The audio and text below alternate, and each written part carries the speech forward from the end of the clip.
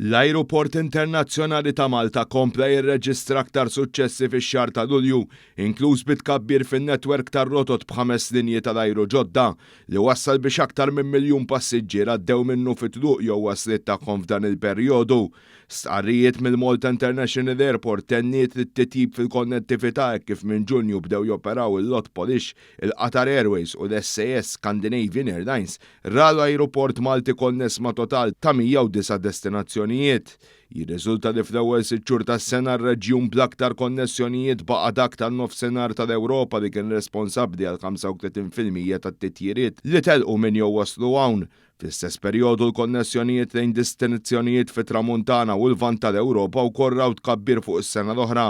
Il-kollaborazzjoni kontinwa tal-MIA ma' msieħb ewlenin barra kienet strumentali biex anke traffiku tal-passiġġieri żdied bi kważi 40% f'moviment ta' madwar 4 miljuni u nofs passiġġier fl-ewwel nofs tas-sena. L-ajruport ħabbar li qed jaħdem biex isaħħaħ il-konnettività wkoll mal-pajjiżi fit-Tramuntana tal-Ewropa bl-iskeda tax-xitwa mistennija tara żieda f'rotot minn pajjiżi simili. Fejn tidħol it-traffiku fl-ajruport f'Lulju li għadda kien hemm iżjed minn 1,35,000 persuna li telqet jew waslet minnu, bżieda ta' 5.3% fuq l-2024 u seat load factor fl-istess livell ta' ftit inqas minn 90%. Is-suq Taljan reġa' sappostu fil-quċċata tal-klassifika segwit minn dak tar-Renju Unit.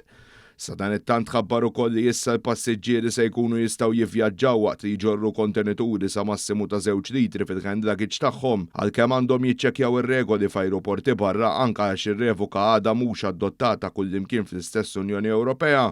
Il-proġett ta' tkabbir tat-terminal bħala parti mill-investimenti kbar fl-MIA wkoll saħħaħ l-esperjenza tal-passiġġieri bl-ewwel fażi tal-proġett itlestaw f'Ġunju nfetħet sala ġdida għal dawk il-passiġġieri li jaslu minn pajjiżi li mhumiex parti miż-żona Schengen.